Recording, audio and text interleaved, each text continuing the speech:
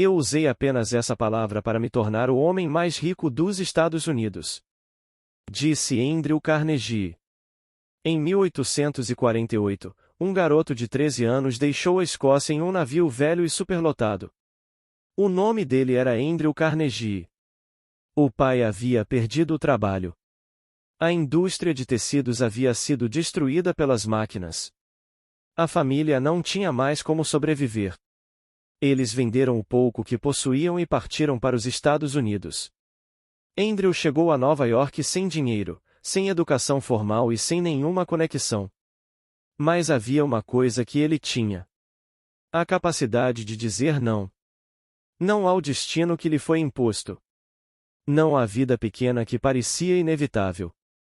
A família seguiu para Allegheny, Pensilvânia, onde passaram a viver em 2 pequenos quartos sobre uma oficina. Pouco depois, o negócio do pai faliu de novo. Aos 13 anos, Andrew trabalhava do amanhecer ao anoitecer em uma fábrica de algodão, carregando bobinas pesadas por um salário miserável. Mas ele se recusou a aceitar que aquilo fosse sua vida para sempre. Ele dizia não ao cansaço. Não à resignação. Não à ideia de que nasceu para obedecer. Quando conseguiu um emprego como mensageiro em uma companhia de telégrafos, Andrew encontrou outra oportunidade de dizer não. Enquanto os outros iam embora, ele ficava. Não ao descanso. Não à mediocridade. Ele observava os operadores, aprendia os sinais pelo som, treinava sozinho. Em pouco tempo, se tornou o operador mais rápido da cidade. Isso lhe garantiu um emprego na Pennsylvania Railroad. Aos 24 anos, Carnegie já era superintendente. Salário alto. Estabilidade. Prestígio. Mas ele disse não. Não à ideia de que aquele seria o teto da sua vida. Quando seu chefe, Thomas Scott, lhe contou sobre uma oportunidade de investimento, Andrew novamente disse não. Não ao medo. Sua mãe hipotecou a casa para levantar $500. Ele investiu. Os dividendos vieram. Andrew aprendeu algo fundamental. Dizer não ao conforto imediato e a única forma de construir o futuro. Quando surgiram oportunidades em vagões-leito, navios e petróleo, ele não ficou preso a um único caminho. Ele disse não a ficar parado. Quando o aço passou a dominar a economia moderna, Carnegie já estava lá. Ele construiu a Carnegie Steel. Não apenas como um negócio, mas como um sistema. Ele dizia não à ineficiência. Não ao desperdício. Não à produção lenta. Ele automatizou. Padronizou. Dominou. Em poucas décadas, sua empresa se tornou a maior do mundo. Em 1901, ele vendeu tudo para JP Morgan por $480 milhões. Ele era o homem mais rico dos Estados Unidos. Mas então, ele disse o maior não de sua vida. Não a morrer rico.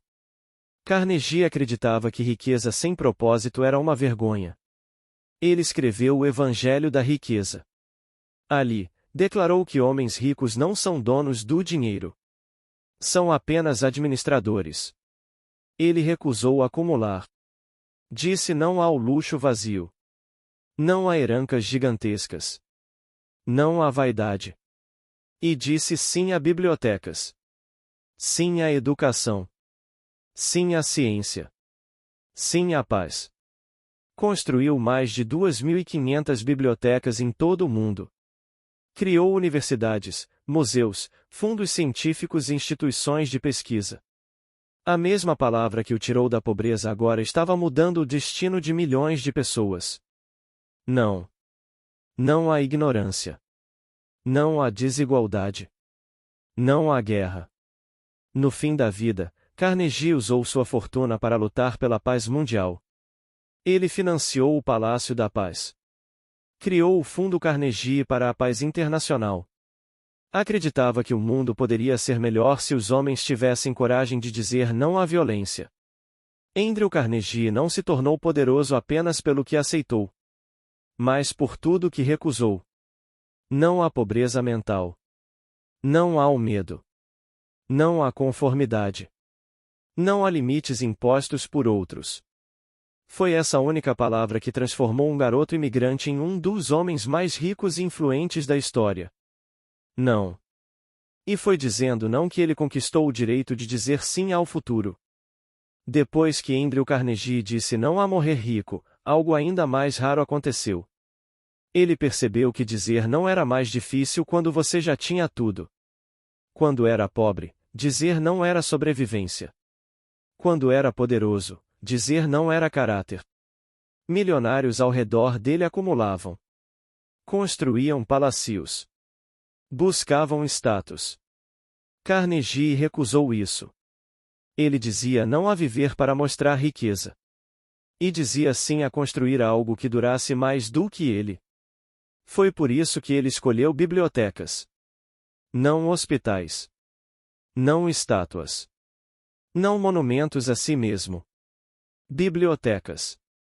Porque livros haviam sido o que mudou sua vida. Quando garoto, ele não tinha dinheiro para estudar. Mas um homem chamado Coronel Anderson abriu sua biblioteca para jovens trabalhadores. Carnegie nunca esqueceu isso.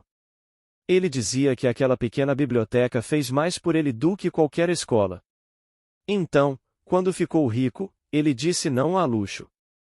E disse sim a dar aos outros a mesma oportunidade. Ele financiou bibliotecas em pequenas cidades, em grandes metrópoles, em países inteiros. Não pedia reconhecimento. Pedia apenas que as comunidades se comprometessem a manter os prédios e os livros. Ele queria que as pessoas participassem. Porque ele dizia não à caridade que cria dependência. Ele queria investimento. Esse padrão se repetiu em tudo o que fez. Quando criou fundos para universidades, ele exigia excelência.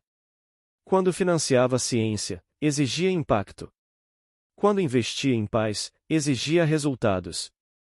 Carnegie dizia não a dinheiro desperdiçado. Ao mesmo tempo, dizia sim a ideias que poderiam mudar o mundo. Foi assim que ajudou a financiar pesquisas que levaram à descoberta da insulina. Foi assim que apoiou educação pública em escala global. Foi assim que construiu um legado que ainda existe mais de 100 anos depois. E tudo isso veio da mesma palavra. Não. Não há o curto prazo. Não há solução fácil. Não há o conforto vazio. No fim da vida, Andrew Carnegie estava cansado. Mas não arrependido. Ele havia doado quase toda a sua fortuna. Ele sabia que seu nome não viveria em cofres, mas em mentes. Ele morreu em 1919 acreditando que havia feito a escolha certa. E a escolha sempre foi a mesma. Não. Não há o que o mundo espera de você. Não há o caminho fácil. Não há o ego. E sim há o que realmente importa.